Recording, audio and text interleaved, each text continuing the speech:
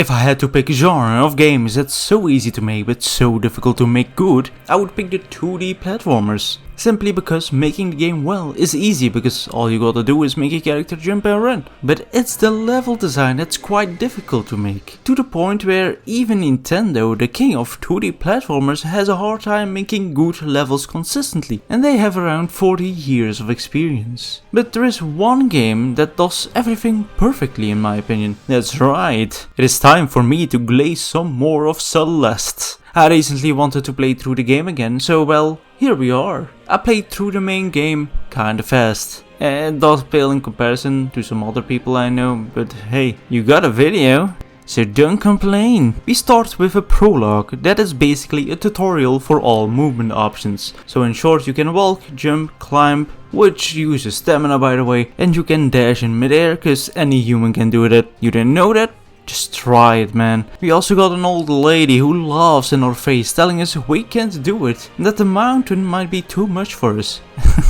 I'm no game journalist. I don't die on tutorials. You didn't see that? No. That was a footage from a game journalist. Yeah. In chapter 1 we get our first batch of levels that each teaches something new. For one, there is a spring that restores our dash and gives you a higher jump, because it's a spring. There are moving blocks that only move if you grab them or stand on them. They also give you a momentum boost, with the right timing of course. And there are spikes that kill you if you land on them. That one's obvious. Furthermore, this chapter introduces strawberries, which are the collectibles of this game, and while you don't actually have to collect them, it's always cool to do. So I must say that for this playthrough I skipped most of them. If you really want me to fully play through this game and 100% it for a video, subscribe and like. That will let me know if you want some of that 100% taste. There are many more things introduced in this chapter that it would honestly take me hours to cover them all, but this chapter is honestly quite trivial and easy to go through. It took me about this much. Yeah, this game is actually really short, I know. In chapter 2 we come across even more gameplay elements that we can use to traverse through the different screens in this game. It's in my opinion also one of the more beautiful parts of the game and one of the more interesting parts as well. Aside for that, we finally get our first real strange thing in this game, a dream. Okay, a dream might actually not sound all that, but we meet our different self that is called Badeline, but actually she is just a part of you. Both of these can be true, as all human beings have something evil within them. They either cannot accept, or they just try to hide it. And it's the perpetual motion of life where they try to come over as a perfect human being, but you know, they're all fucked up inside. Either fucking way, it's one of those moments where we truly get to know more about our character Madeline, which, by the way, you can also just give a different name if you so please to do so. I'm not going to lie, the levels in this chapter are really fun to go through, and just dashing through these special blocks really gives me a sort of rush that can only be described as chocolate milk. So in short, it's another really good chapter that keeps the ideas fresh and doesn't bore you even if this is your 10th playthrough. In chapter 3 it starts to really ramp up in difficulty. Not only does this chapter have probably as many levels as chapter 1 and chapter 2 combined, I wouldn't even be surprised if there was more. In this chapter you cannot take your time, as it is extremely necessary that you time your jumps really well. Something you actually don't need to do at all in the previous 2 chapters. Aside for that, there is also a semi-chase sequence in this chapter by Mr. Oshiro, the ghost who lives in this hotel and runs it. So, as you can see, even the dead have trouble cleaning their room, and they have way more free time than you, so don't feel bad about that messy room that you have right now watching this video. Granted, if you do have leftover food,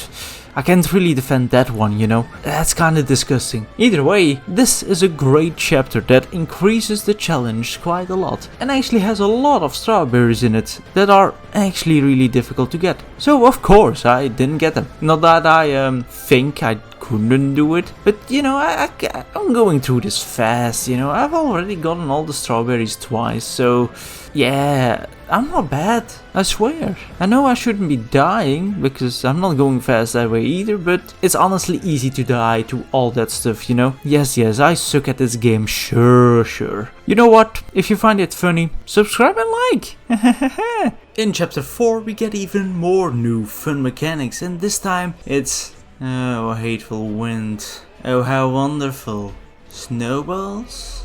Oh, bouncy clouds! Yeah, that's what this chapter is all about. It's a real fun one, and honestly one of the better ones if you just, you know, look away for its annoying parts. Other than that, this chapter is kind of a throwaway chapter as nothing major happens story-wise. Aside for that, we meet the old lady again, and she is telling us that we might be the most angriest people to ever live that are angry at themselves. Yeah, I mean, aren't we all kinda angry at ourselves at some point in life? But then again, this is honestly such a severe case of angriness that she had to climb a mountain. Which is really good dedication in my opinion, but I ain't climbing a mountain when I'm mad at myself. This chapter does end with a feather breathing exercise, which in my honest opinion and experience just is quite helpful. Even if you only feel a little stressed. Breathing really helps, it is not a myth. In chapter 5 we are in the Mirror Temple, and honestly the first part of this place can be kinda trivialized. There are only a few new things that you should care about in the beginning, and it honestly doesn't even have a lot of difficult maps. But then we meet Theo and get sucked into the other side of the mirror. I honestly should have mentioned Theo before, shouldn't I? Now I make it seem like he's some sort of gremlin in that temple that lives there forever. No, Theo is just another mountain climber there, and he's just a chill guy, you know.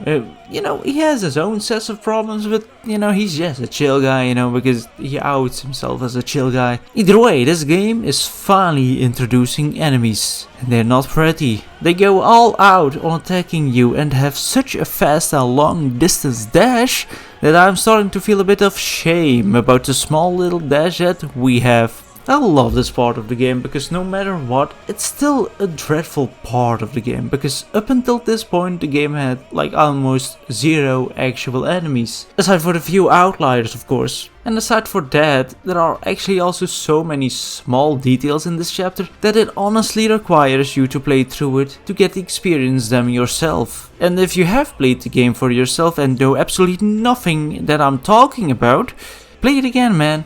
Play it again, yeah. Also, after the chapter ends, we fall down. I would have honestly been okay with the game ending like that, or it being an ending of the game, because giving up is also okay. You know, you don't always have to keep going, but it's also okay to keep going after falling all the way down and have to restart over again, you know. Chapter 6 starts us at the bottom, and once again there isn't much to learn, but it's still all very new. We are almost at the end of the game and they really kept on keeping the game fresh. That honestly should be applauded. It's not too difficult until, well, we come across the old lady that tells us, hey, maybe we could have made it, but we are still angry at ourselves. And maybe being angry isn't the solution. Maybe it's time to work together and accept that part of you. And then we beat up battling for like a lot of levels. But hey, that's okay, gotta beat in the kindness, you know? And the teamwork as well. And it is honestly so well designed into the different aspects of the game. You have to one, just, you know, platform your way around, and two, use your wits to not get hit by battlings, balls and lasers.